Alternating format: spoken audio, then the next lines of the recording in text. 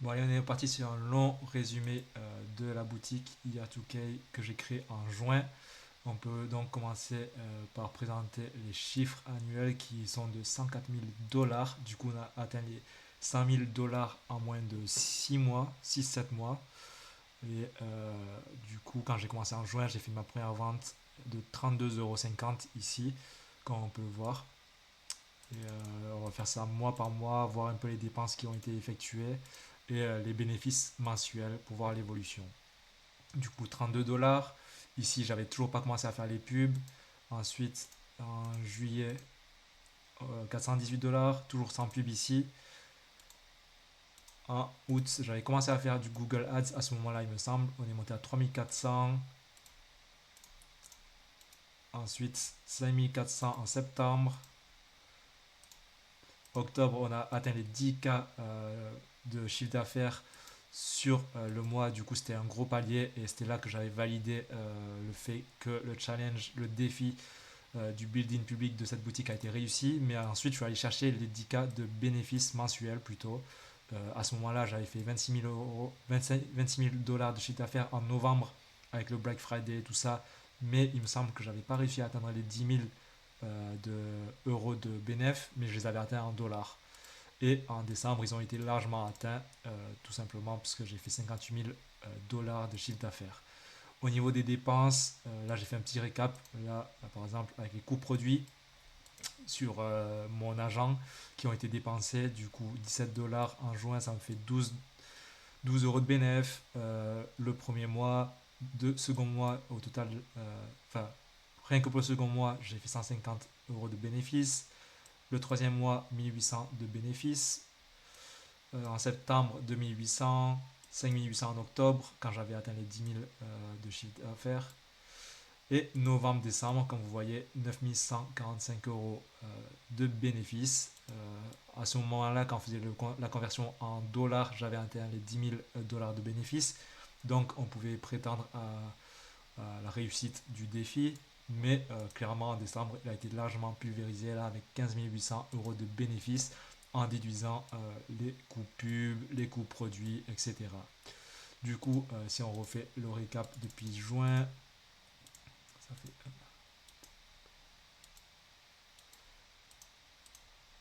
hop, voilà, en 7 mois, on a les 104 000 dollars qui font un équivalent de environ 95 000 euros.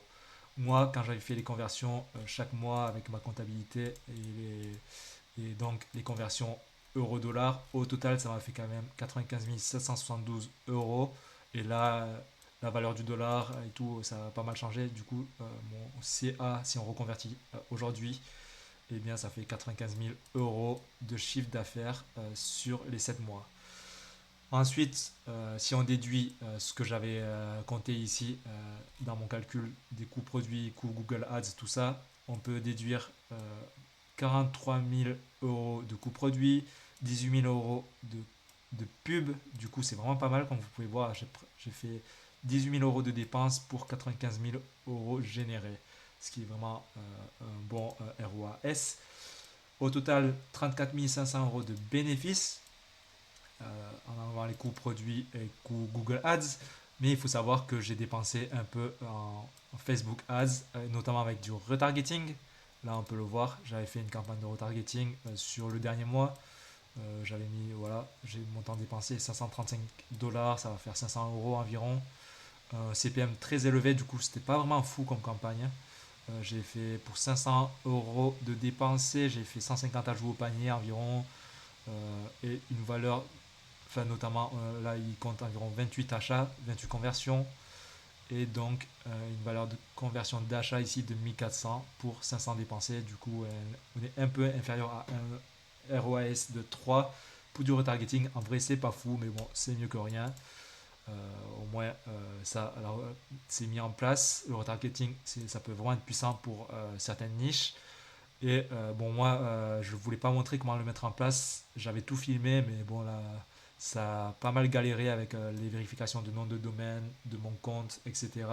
Ça a mis beaucoup trop de temps. Au final, j'ai préféré pas le rajouter dans l'étude de cas.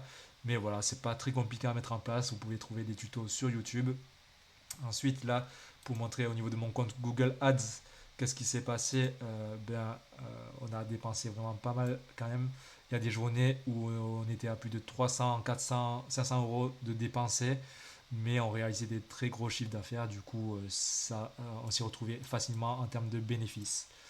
Là, on peut voir notamment sur les coûts, voilà, 17 500 ou plutôt 18 100 euros de dépensés depuis le début, le 1er août quand j'ai commencé les pubs, jusqu'à fin décembre. Voilà, vous pouvez voir que j'ai mis du shopping classique pour les States. Voilà. Mais j'avais fait du shopping allemand, du coup, avec le multifeed, comme je vous ai présenté dans mon étude de cas, les tutos et tout ça. Et les deux ont été très largement rentables. Là, 10 000 euros de dépensés pour 23 000 générés. Et ici, 7 000 euros de dépensés pour 20 000 euros de générés. La campagne en allemand était beaucoup plus rentable, a priori. Après, voilà, c'est du tracking fait avec Google, tout ça. Parfois, c'est pas hyper précis non plus. Ensuite, il faut voir le niveau de marge derrière.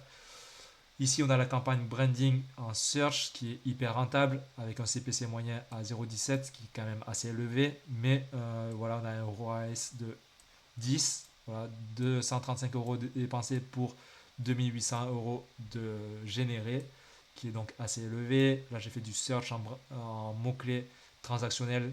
C'était pas du tout rentable. Là, 300 euros dépensés pour 120 générés. Du coup, faut cut. Là, même là, je vais le cut tout de suite.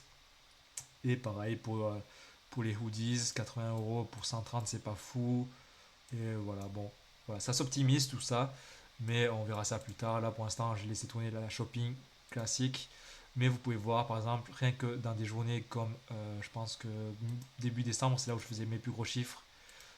Là, hop, vous pouvez voir que le 8 décembre, par exemple, eh bien, j'avais dépensé, pas tant que ça au final, 150 euros. Voilà, 170 euros, ça m'a généré 700 euros. Peut-être que ici, si je regarde 14, voilà, là c'était quand même bien plus élevé. Vous voyez, 500 euros de dépensés le 14 décembre pour 1100 euros, 1200 euros dépenses de générer.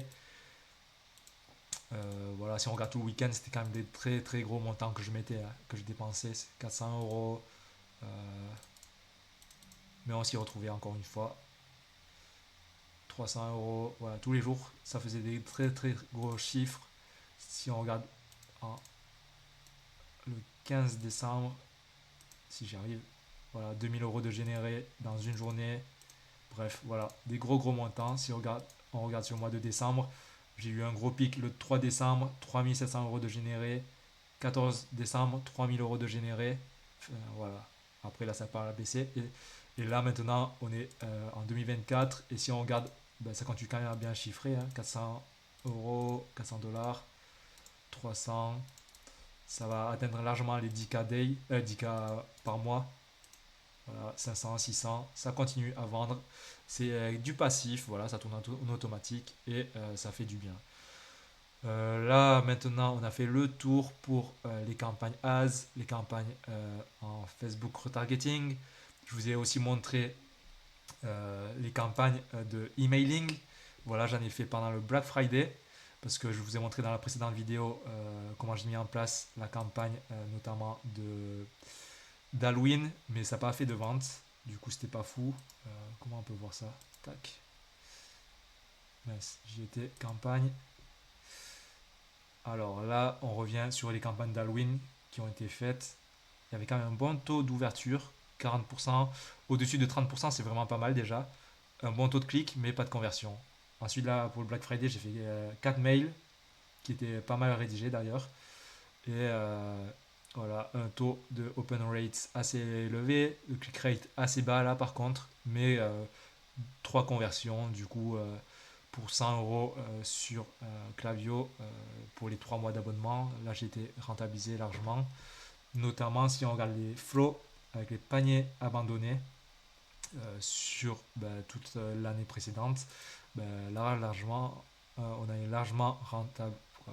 Par exemple, si je regarde rien que pour le mois de décembre, tac, jusqu'au du 1 au 31 décembre, là, le panier abandonné m'a fait 5000 dollars de généré rien que pour les premiers emails. 1500 pour le deuxième et 600 pour le troisième. Du coup, un total de 6000, 7000 dollars générés sur un mois, rien qu'avec les paniers abandonnés. Et si on regarde sur toute la période de l'année, merde, là, on est au premier, ouais, bon, du premier, bon, depuis le début, quoi. Ah, mais c'est déjà le cas en fait. Bon, ok, ça c'était depuis. Ok, je m'étais trompé dans les dates, mais bon, ça c'est depuis que, que le Flow Clavio a été créé. Ça va générer un peu plus de 6500 euros, 6500 dollars de chiffre d'affaires. Ensuite, au niveau de SEMrush, vous pouvez voir que voilà, sur l'année, on avait commencé en juin, juillet, l'été il se passait rien, on commençait à avoir les premiers mots-clés, et ensuite ça, ça a bien monté en octobre. Puis quand j'ai eu les top 1 sur tous mes mots-clés principaux, bah, c'était vraiment cool, sauf qu'après ça crash. Voilà, j'ai pris des top 4, top 5. J'ai pas gardé les premières positions, mais là, si je retravaille petit à petit, bah, ça va remonter. Du coup, on va voir ça par la suite. Mais ouais, là pour comparer, vous voyez là 31 octobre et 1er novembre, si on regarde avec la Search Console, ça fait exactement la même chose. 30 octobre, boum, 1er novembre, et là le bon crash qui a suivi. Voilà, j'ai gardé mes positions hein, quand même, on est quand même dans la première page. Et ça ne m'a pas empêché de faire plus de chiffre d'affaires en novembre et décembre, puisqu'il y a un taux de conversion beaucoup plus élevé à ce moment-là. Pareil pour le site en allemand. Voilà. Bon, lui, il n'a pas trop pris. J'ai commencé un peu tard. Je ne sais plus trop à quelle période j'ai commencé. J'ai rapidement pris quelques bonnes positions. Là, on est à peu près à 500 trafics mensuels estimés sur SEMrush. Et là, par exemple, sur la Search Console, on est environ à 30 clics par jour. Du coup, on n'est pas loin de ces estimations qui sont plutôt correctes. Là, on revient sur le mot-clé principal, Yartukai Hoodies. Vous voyez que je suis ici en 6ème position.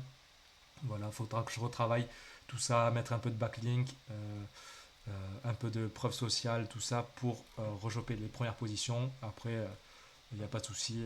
Dans le long terme, je pense que je vais réussir à récupérer mon ranking. Aussi, pour le EEAT, j'ai créé des réseaux sociaux. Vous voyez, j'ai demandé à ma cousine de faire quelques vidéos avec des retours produits. Là, j'ai mis plein de vidéos avec 7000 de vues en moyenne. Bon, ça n'a pas fait trop de clics, notamment là, je ne peux pas encore mettre de lien parce que ben, j'ai pas les 10 000 followers. Du coup, je vais travailler un peu tout ça pour pouvoir par la suite évoluer sur les réseaux sociaux. Pareil sur Instagram, etc. Et voilà, hein, la vidéo touche à sa fin, l'étude de cas touche à sa fin. Je ne sais pas si j'en referai d'autres, mais en tout cas, là, cette année, on a fait quand même du très bon chiffre d'affaires. Et, et on va continuer à développer l'empire e-commerce avec d'autres études de cas, notamment grâce à Google Ads, peut-être du Facebook Ads plus tard, mais sinon le SEO, ça ne risque pas trop de changer pour le moment. C'est toujours la même chose, création de contenu, valeur, intention de recherche et un peu de trafic. Et après, ça va venir grâce à votre autorité dans le temps. Voilà, voilà. Sinon, juste pour vous montrer une petite différence, là, taux de conversion moyen de 0,73 à l'année. Si on regarde en grosse période, par exemple, qui était là du 20 novembre au 13 décembre, on avait un taux de conversion de 1%, alors que si je regarde sur octobre, vous allez voir que c'était moitié moins, voilà, 0,42. Du coup, j'ai fait du x2 en taux de conversion sur cette période qui était la plus haute et plus facile pour convertir. Bref, voilà. Et moi, j'espère que l'information vous aura plu. J'ai essayé de vous apporter un maximum de valeur tout en transparence. Je pense pas que vous pourrez trouver d'aussi bons cas concrets, je pense. Mais voilà, on va continuer à essayer de partager un maximum de valeur. Et voilà. Peut-être juste pour compléter, ça c'est la moyenne de tous mes shops, mais voilà, quand moi je partage du chiffre d'affaires, il faut en moyenne compter 30% de bénéfices après les coûts produits, puis Google Ads. Là par exemple sur 95 000, on va peut-être arrondir à 100 000 euros de chiffre d'affaires. Ben, vous voyez que j'ai fait 34 500, puis on peut déduire les frais du Facebook Ads Retargeting, le Clavio, les frais Shopify, l'abonnement, les applications, les coûts produits, parce que j'en ai aussi acheté sur AliExpress quand mon fournisseur mon agent n'avait pas les produits. Et au final, on a mis pour environ 30 000 euros de bénéfices pour moins de 100 000 euros de générés. Du coup, voilà, 30%, c'est pour moi ce qu'on doit garder en tête quand on fait du dropshipping en SEO, SEA et correctement avec de belles marges.